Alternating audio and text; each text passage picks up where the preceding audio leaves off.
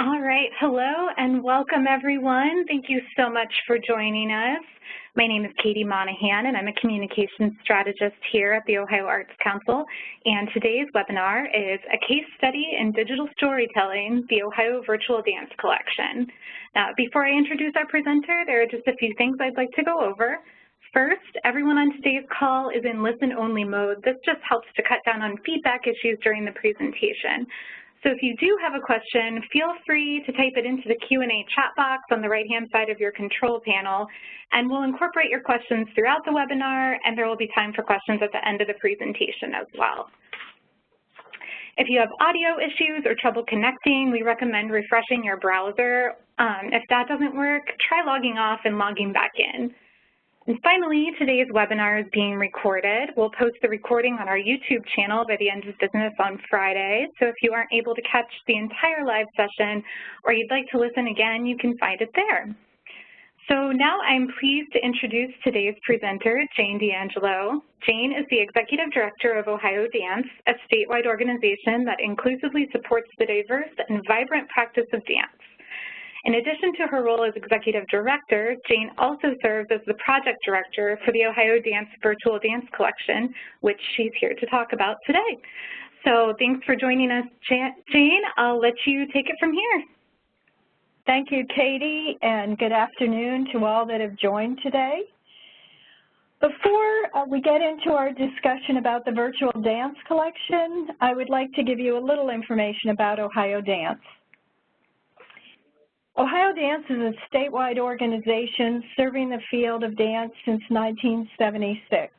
We support all forms of dance for all levels and ages. Our goal is to expand dance knowledge to all.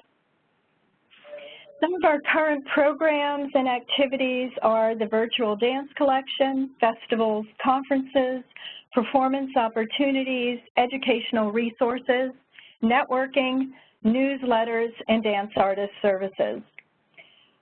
I want to take you into our website, just show you a little bit about it, what it has to offer. And so here we have the home page. You can find out about our history, board, staff, funders. Our newsletter, which is our quarterly newsletter, is about 10 to 20 pages each quarter. You can click on that and download that. Our festival page here, our virtual dance collection, you can reach that through the top bar, or you can scroll down a bit and reach it on the right-hand side. You can also scroll down a bit and see one of the videos from the collection. And then also we have resources. So we are a membership organization. We have a membership directory. We list our members' performances, jobs, auditions, classes, workshops throughout the state, as well as rehearsal space. And then we have links to these organizations as well as many other organizations. Our dance education page covers curriculum, program development, dance wellness, research, as well as other information. And our membership page, this is where you can go to join as a member. You can also sign up or get information about fiscal agencies. OhioDance is a fiscal agent, and that means that individuals can apply for funding through us using our 501c3. They need to schedule a meeting with us, and we work on a contract and have a little chat. So moving on, I want to talk about our festival and conference. This is our annual gathering. We have one large conference a year where we gather the members, and we offer workshops, classes, panel discussions, films. We also have concerts. We have a young artist K-12 concert as well as an evening concert. And something about the festival is that this is where we debuted our virtual dance collection. It is our annual outing. We bring in a guest artist from outside of Ohio every year. The festival this year will be April 26th through the 28th, 2019 at the Ohio State University Department of Dance. And we're bringing in Houston Met Dance Company from Texas. You can go to this page, you can read, see what's available. There's information about our highlights from last year. You can also go to our performance page and look at the concerts highlights from last year. Faculty and our archive goes back to 2012. So you can click on that and get information about the festival that happened in 2012. So I guess I'll take a pause here before moving on. Katie, are there any questions? Nothing so far. I think we're good to keep going. Excellent. So now I'd like to talk about the Virtual Dance Collection. While we have focused on dance, this is a project that can cross art forms. This could be applied to the visual arts field, theater, music, etc. Something about the collection: it is an interactive website that preserves and documents achievements of people, institutions that have shaped the diversity of dance history of Ohio. Something about our history, and with this collection, in 2014, OhioDance received funding from the Ohio Arts Council to hire Carrie Millard of Millard Consulting. This helped us to define the Virtual Dance Collection and the importance as a resource of Ohio's dance history. We held the first regional roundtable at the 2015 festival, and a mock website was created. In July of 2015 through June of 2016 was the community engagement phase, which included facilitating 6 regional roundtables. We went to Ohio University in Athens, Oberlin College, University of Dayton, Ohio Northern University in Ada, and Kenyon College. This allowed individual dance communities to select defining moments in dance in the state, and provided a deep level of engagement and relationship building that continues today. In April 2016, we received a grant from the National Endowment for the Arts, along with the Ohio Arts Council and other funders and donations. This allowed us to move forward with the Virtual Dance Collection, or VDC as we call it, to shorten it at times. I needed to find someone to conduct oral history interviews. I contacted Candace Feck at OSU, Department of Dance, and asked who she would recommend. She told me that she was retiring and would like to take on this task. Having a scholar on your team is always a great idea. I truly recommend it. She recommended Jess Cavender, an expert in digital media. We had been working with Megan Davis-Bushway as a videographer for our festivals since 2014. And Patrick DeBatcher has been the OhioDance webmaster since 2004. He has been with the Virtual Dance Collection from the beginning, creating a mock website. So before I go on, I want to take a quick poll. So if everyone could use the chat feature, I have a few questions I want to ask you. So the first question is to name one dance company in Ohio.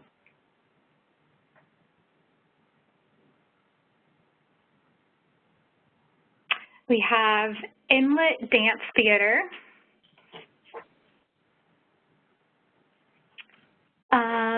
Dayton Contemporary Dance Company. Anyone else? Toledo Ballet, Cleveland Ballet. We have some knowledgeable folks here on the call today. Excellent. It's great to see that people know dance companies in Ohio. All right, well, why don't we move on to ask this question. Where did Gloria Steinem study ballet?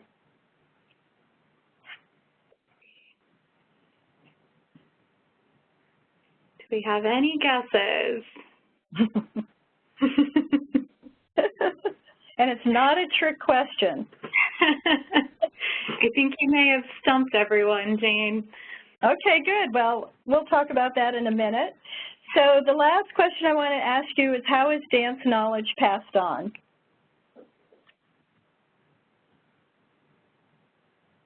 Do see, we have through oral stories, visually. Anyone else? Any other thoughts? Through trying it, that's a good one. YouTube videos. Yes. All right, I think that's it. Oh, in the classroom and videos, that was the last one. Great. Excellent. So yes, all those ways are great ways to pass on dance knowledge. We can also look at physically. People learn physically through the movement, online research, and dance history in general. I want to go back to Gloria Steinem and tell you that she is from Toledo. So if that helps any, she was born and raised there, and she actually studied with the Toledo Ballet as a teenager. And we do have a photo of her on our website, so I'll show you that at some point here in the coming slides. So next, I want to talk about those that we selected for the first year of the collection, and we sent out a call for nominations. We received 18 nominations, and 10 statewide were selected by a panel of adjudicators. So I think it's a good spot to take you to the website. Here is the collection, the exhibits at the top. You can scroll through and see the 10 that are in the collection. You can also go down here at this button and scroll through. You can click on any of those photos and that will take you to the page. So right now I'm going to take you to the exhibit page. So if we just put our cursor on here, you can see the companies here. You can click on that, but I want to take you to the map because I think this is a good description of those who are highlighted. So here we have Gladys Balin, who is the Professor Director Emerita of Ohio University. In Cincinnati, Contemporary Dance Theater, and the founder, Jefferson James. Dayton Contemporary Dance Company, the founder, Geraldine Blunden. The Ohio State University Department of Dance. Ballet Met. Betty Robinson, founder of the first Black ballet company and school in Columbus. If we go up here, at the top is Toledo Ballet, and the founder, Marie Bullinger-Vogt. Oberlin College, Dancing Wheels Company and School, the founder, Mary Verdi Fletcher. And then Dance Cleveland, formerly known as Cleveland Modern Dance Association. So we could click on Toledo Ballet, and then we can click here to learn more about. And I want to show you the photo of Gloria Steinem. So here we have the photo of her in her tutu. She's on the left. So she's changed a bit since then. All right, going back, I want to just take you to a few individual pages. So here I'm going to start with Dayton Contemporary Dance Company. So this is what the digital collection looks like. If you go to a particular page at the top, you'll find a few rotating photos that have full photo credit. On the left side is the history in paragraph form, and then we have it under dates. So you can check the milestones, what happened from birth to when she started the company in 1968, and all the way down to 2015. You can click here and go to the website of the company that we are highlighting. And then coming back up to the right-hand side, we have a video gallery. So here we did the interviews, and we did 3 videos. I'm just going to click on one. We're not going to show the video because it just doesn't work too well on the webinar format, but I just want to show you a feature of it. and as it starts here. So here, I just want to show you, we did closed caption all these videos, so that's something that's a really important thing when you're doing video because makes it accessible to those with hearing difficulties.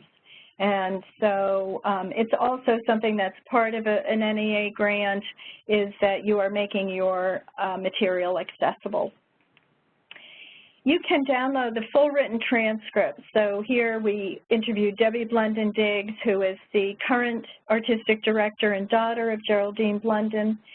And we interviewed Ronita Hayes Saunders, the executive director, Sherry Sparkle Williams, who is a company dancer and has been with the company 44 seasons, and Krista Michelle Perkins, who is the associate artistic director. So Candace Beck interviewed, she did the research before the interview to make sure she had the history and to come up with the questions for the interview, and then she would tape those interviews and transcribe from the tape. So this interview is 18 pages, so I would imagine it took about 7 to 8 hours for her to just transcribe that interview. Coming back, so there were 3 interviews. Oh, sorry, I clicked on the wrong one. I just want to stick with Dayton Contemporary Dance, but we can go back very easily that way. So we had 3 interviews. Here we talked about the early years, the transitional years, and the community impact. And they're clips of that interview, so about 5 to 10 minutes each. We also have a photo gallery with credits, so you can scroll through and see the dances the company produced. Here's Geraldine Blunden in this picture in the back row. So these are company dancers, performers, performances. We also have some newsletter articles, newspaper, as well as magazine articles. So when we would go to a home or a studio to conduct these interviews, we would find displays in all different ways. So some people, when we went to Dayton Contemporary Dance Company, Crystal Michelle Perkins had actually already done the archiving of their collection. So she had a table with it all spread out. It was fabulous. Then we went to some that were in basements, some were in attics, and I would bring a portable scanner and scan those photos. Others had them already uploaded to websites or to their computers and would share them with me. So there were a variety of ways we gathered the material. It was quite interesting. Dancing Wheels Company and School here. This is the first physically integrated dance company in the United States, and it was founded by Mary Verdi Fletcher, so that's a very important milestone in dance history. The physically integrated movement is a combination of sit-down dancers and stand-up dancers, and I encourage you to look at her videos and find out her history. We also interviewed Diane Mackin, and here we have some photos of her as a young girl and also with Ben Vereen. She's performed and had brought in famous choreographers from all over the country. So going back to PowerPoint, you can search all the variety of this collection, and I want to move on to what we've done to expand the collection from the website. So we have developed workshops, and using the site as source material, we have developed ongoing educational activities, including statewide school residencies that introduce the research to Ohio's school population. To date, we've held 5 workshops in schools. This school year, we will add another 5. And we've developed study guides to be used for various grade levels, 5th grade through 12th. Students learn about the history dance activity within their local communities, engage in exploration of the website, movement, and learning activities, including an introduction to oral history methods, in-class camera work and editing. And the team designs and presents the workshops, and the featured artists for each locale is brought in to teach the movement portion of the residency. So here we have dancing wheels at a school up in Cleveland. At St. Xavier in Cincinnati, we brought in Jefferson James, and we brought in Betty Robinson to, we went to Duxbury Elementary School in Columbus to talk about Betty Robinson.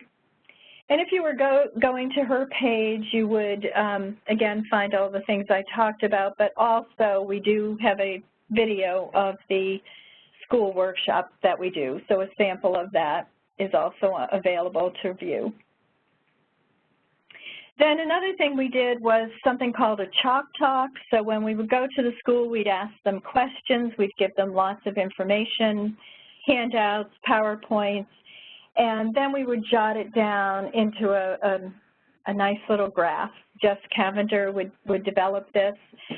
So at Jefferson James was involved in the Inside-Outside Arts Project for incarcerated individuals, so that was a lot of what we talked about. We talked about prison reform and the arts in prisons and the arts in community, dance in society. So what other things does an artist do to help the community, to help society?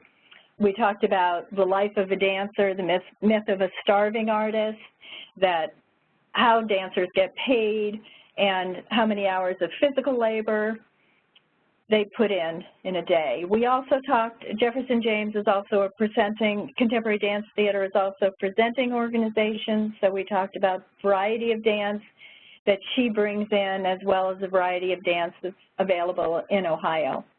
And then we talked to them about, they were high school, so they were more advanced and ready for this material. We talked to them about funding organizations. How do our organizations get funded on a national, state, and local level?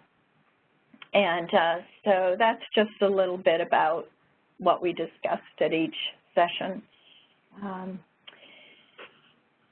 So the next steps for us are to create a documentary based on the collection. We're in the process of creating this documentary film.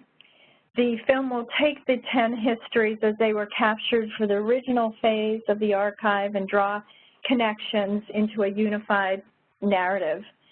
It will provide a context for how and why these individuals rose to their historical significance as leaders and pioneers in the local, state, and national cultural landscapes. And we're collaborating with OSU's ACAD, the Advanced Computing Center for Arts and Design, to work on animated transitional moments within the film. And we will launch the film at the festival April 26th through 28th, 2019 at OSU, Department of Dance.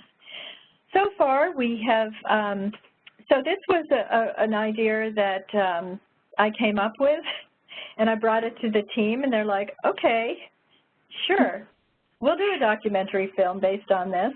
And so, of course, that's easier said than done. We actually thought, well, really, when we started thinking about it, we thought it was a natural progression because one thing I didn't mention, which I should have mentioned, was that when I showed you that map, we did travel 1,600 miles and interviewed 30 individuals. We collected excerpts from 28 hours of interview footage, and because we had so much footage, we thought, and we couldn't put it all on the website, we thought putting a film together would be a great idea. Anyway, Candace Beck has written the script, and we want to keep it short, so to 30 minutes, and that's another tricky thing to do. I think we're about an hour right now, so we're working on editing that and cutting it down.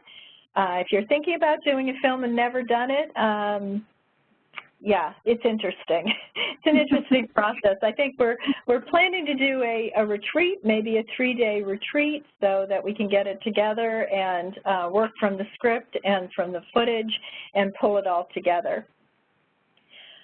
So once we create it, we will show it. We will have it ready by April, and this is also creating the additional partnerships in the schools through the workshops. There is an interest to show the film once ready to those schools. One school that we have confirmation from is Fort Hays. Other schools have verbally said they would like to see it as well. We also have some letters of interest from WOSU and Think TV in Dayton. We will submit it to film festivals, and another thing we're doing is to add 5 more to the collection on our website, working on, and we're also working on a few other projects to add based on this collection. So I guess I'll pause for a moment to see if there are any questions. Sure, and just a reminder to everyone, absolutely feel free to type in questions in the chat box as we go along. Here's one. When you were out in the field interviewing people, or when you were approaching people to be interviewed, Jane, was anyone reluctant to appear on camera? Did you encounter any difficulties there, or were people pretty open to telling their stories? Yeah, that's a great question. Yes, I was worried about that. So one thing I will mention that I haven't also mentioned, we did also have a contract for everybody. So whenever we went out, we had them sign about 3 contracts. We had publicity release, we had a full detailed contract talking about the website, and then we also have now an addendum talking about the documentary. So that's one thing to make sure to do, is to have a lawyer draw up contract if you're ever undergoing a project like this. No, we actually did not have anybody say no. I mean, everybody wanted to be in it. Signing the contract, of course, they're always questioning, and so people did say, can I view the film before it goes live? And so that's what we did. We made sure everybody was happy with it before it actually went live. And everybody's been very pleased so far, so that's a good thing. Okay, great. Well, that's good to hear that everyone was pretty open to participating. That makes it a little easier.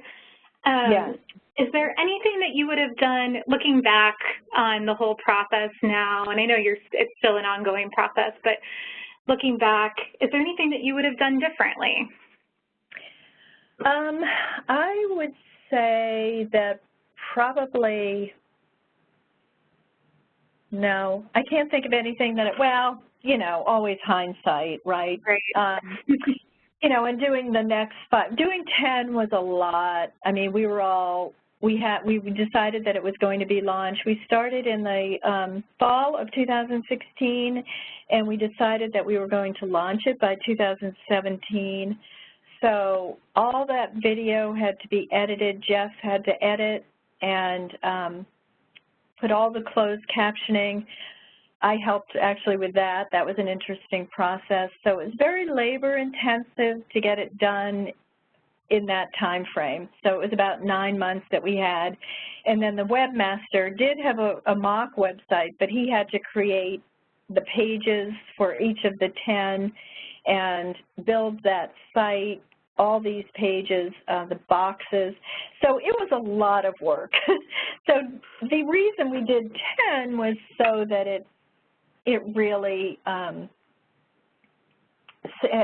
a solid collection. Probably, I guess the hindsight would be to give myself 2 years to get it done, because, yeah, we did put a lot of late night hours into that.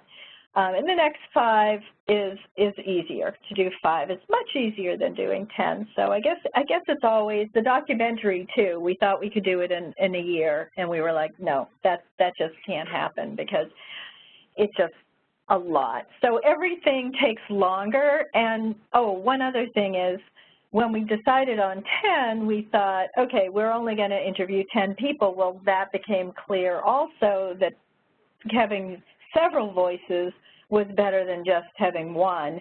And so we tripled it to 30 different individuals that we interviewed over the 10 that we chose. So yeah, everything kind of multiplies. Whenever you're doing a project like this, you just have to figure that it's going to take probably twice as long than you thought. So that's kind of a lesson learned. Yes, that's definitely reality of most projects like this, I guess. One final question, going back to when you originally had decided to just talk to 10 main people for each of the exhibits, when you decided to increase that field, how did you decide who else you were going to interview? Yes, so when we would talk to people in the nomination form, there was a spot to say, who else should we talk to about this person or place? And so people would put several names in, and then when I would reach out to that primary person, I would say, are these the names that you would like us to reach out to? And sometimes yes, sometimes they gave us other people to reach out to. Some people had 5 or 6 people, like Betty Robinson. I think we interviewed, I think we did 6. And so there were so many that we made it a group interview. We did interview her daughter, Gretchen Taylor, so there's that interview on her page, but the group interview were 5 people, and we had to kind of limit it to that. A group interview is, well, from my aspect, it's fine, but from the oral historians, that's a ton of work to take that recording and turn it into a transcript. That took a lot of extra hours. And also for the videographer, it's tricky getting the shot as different people are talking. And then for the editor, that's a whole other thing. So, you know, group interviews are great in some way because you get a lot of people talking together, but it can be very difficult as well. It just knows that on the other end, you're going to have a lot more work to do to transcribe and edit. All right. Well, I think that covers all of the questions we have for now, so I'll let you continue on. Okay, just a few other things. These are some of our community engagement partners. So again, in order to get this done, you just have to have a lot of partners, a lot of people working with you. This is something the funders help immensely. When I hired Carrie Millard, that was like fabulous. That's what got us started with the idea, and helping to write the grants or give us information, the research on grants to apply for. And without these partners, you know, you just would not be able to be successful because it takes a village, obviously, to get something like this done. And here we have some of the people who have supported and funded us on this project.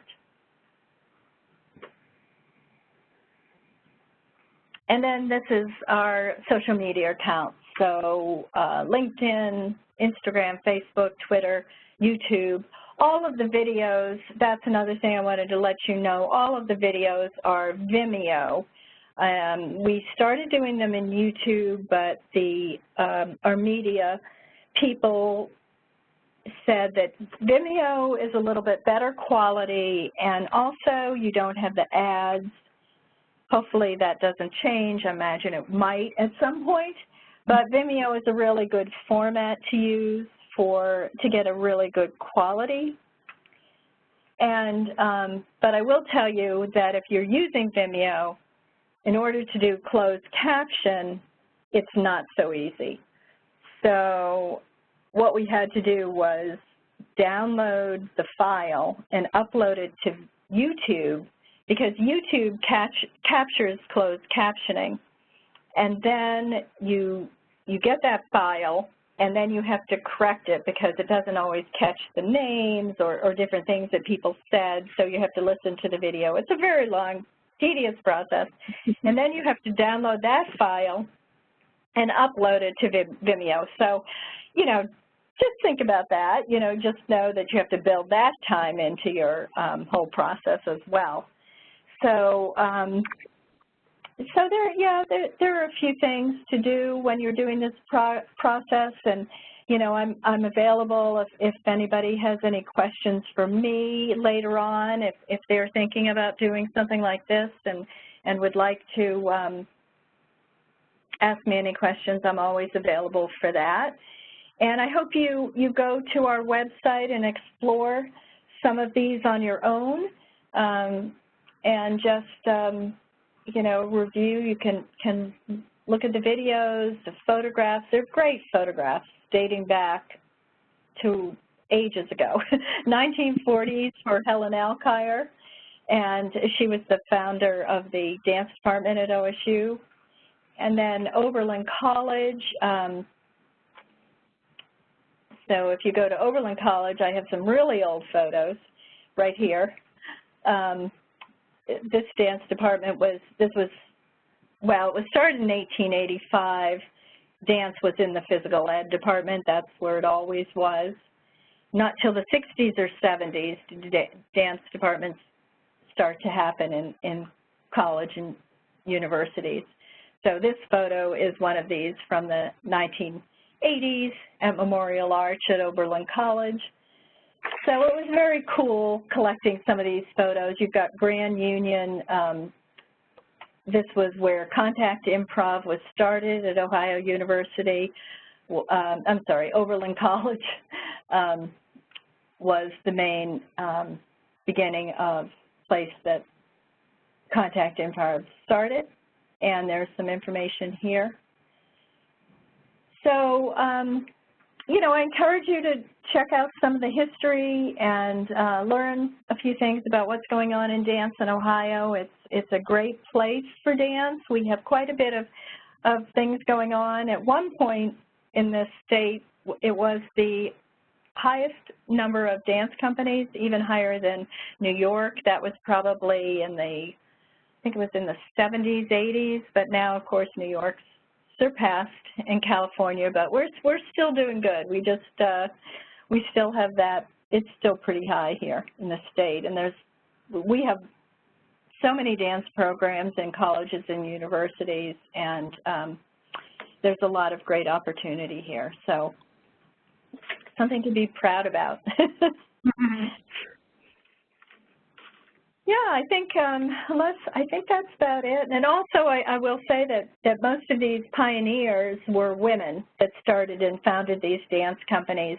You know, you have like Dance Cleveland, it was started as the Cleveland Modern Association, Cleveland Dance Modern Association. These women started this in the 50s. There was a group of women who were at home with children. Lillian Weisberg had 9 children, and she knew she wanted to dance. So these women got together and they put together a company, and they brought in people from New York, other places to come in and teach their classes. So, you know, these women knew what they wanted and they got it done. And now it's Dance Cleveland, and it's a premier presenting organization in Ohio for contemporary dance. So, is there anything else that I can answer for anyone? Any other questions? I just wanted to share a comment from someone who commented that this is a fabulous collection of archives, and it looks beautifully curated for exploration, and I have to agree with that. It's really an incredible collection that you've put together. You can tell a lot of hard work and time went into it. I would definitely encourage people to go onto the website and check out some of those videos. They're very, very interesting. One final question for you, Jane. Yep.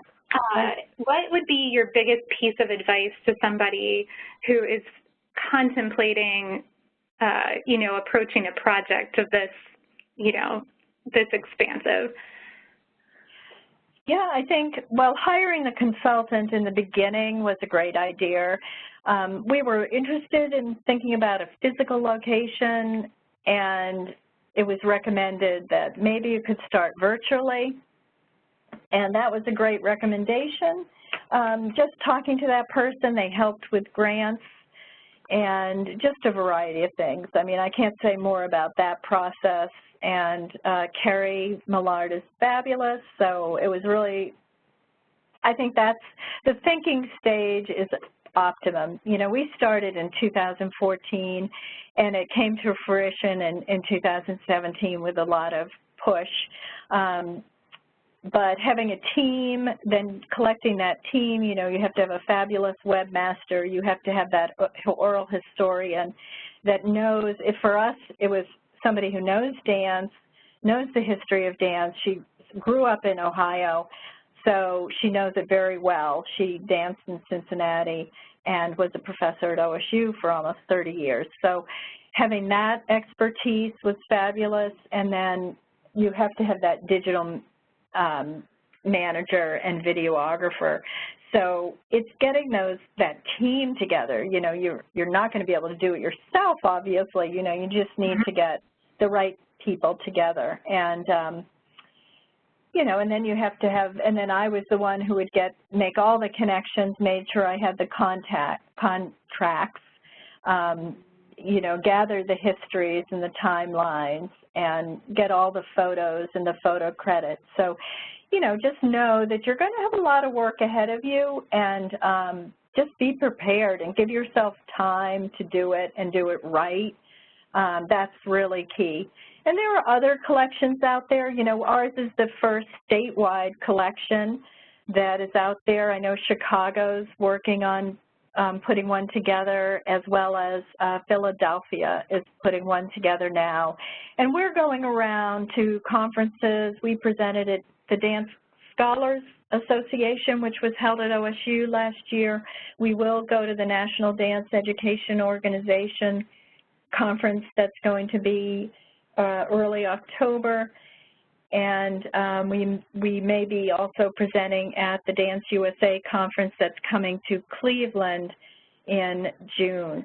So we want to share this. We want to share what we've done and what's possible for other states to do, or as well as people here in this state. There's so many things to collect. You know, we hope to continue this project, and but there are so many other ways of collecting information and archiving it, and it's just an interesting process. I don't know if you're aware of Dance USA. They have now taken on Dance Heritage Coalition, and they are a group that is involved in archiving. So they have a website with a toolkit on archiving. I've gotten advice from them as well, and that's a great resource for people to go to if they are interested in doing something like this. All right, thank you. And I think that does it for today's presentation. Jane, I just wanted to say thank you so much for taking time to share your experiences and your advice with us. And thank you all for listening in today. I hope you have a wonderful rest of your week.